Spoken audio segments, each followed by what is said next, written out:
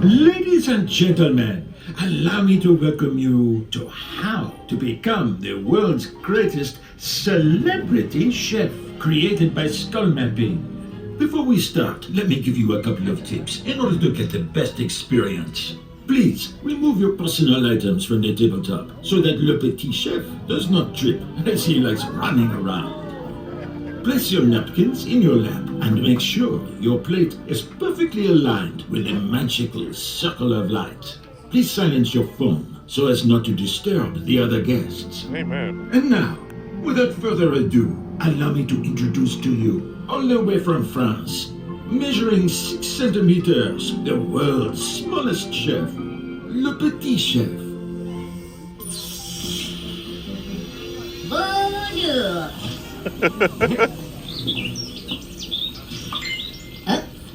Mon Dieu.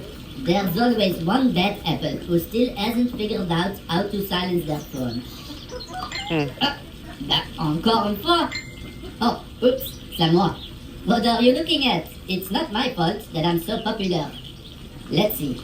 It says, how can I become such a master chef like yourself? Flattering. Honestly, I get this question like a million times. To put this to bed once and for all, let me give you 4 tips on how to become a great chef. Even if you don't know how to cook an egg, by the end of this dinner, probably you will still not be able to cook an egg. What do you expect? I'm not a miracle worker. But I'm sure if you pay attention, you'll learn a thing or two. Or at least you'll be able to make an interesting picture for your Instagram. Hashtag most amazing dinner of my life. Hashtag Petit Chef is so cute. Okay, without further ado, pay close attention. Leçon numéro 1. 3 words. History of food. In order to become a master chef, you have to study the traditions and understand where food comes from. Let's take something simple and common as the tomato. Tomatoes don't come from Italy. No. The first tomatoes came from what today is known as Peru. From there, they eventually expanded to Mexico, where they were cultivated by the Aztecs.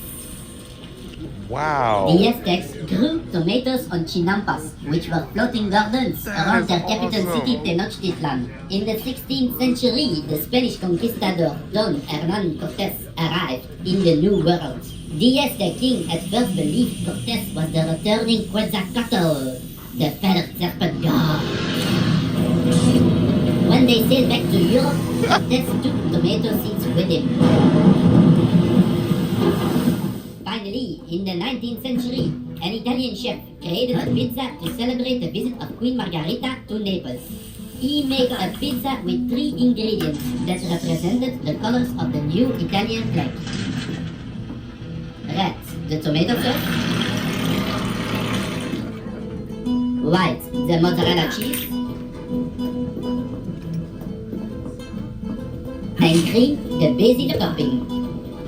And so the pizza margherita was born, which was so successful that the tomato became a popular ingredient in many different dishes. So please enjoy this ingredient which made such beautiful travels over different continents. On a side note, we, the French, were convinced that tomatoes had powerful romantic qualities, and so we called them pommes d'amour, love apples. So, if you fall deeply in love this evening, don't forget to invite me to your wedding. Bon appétit!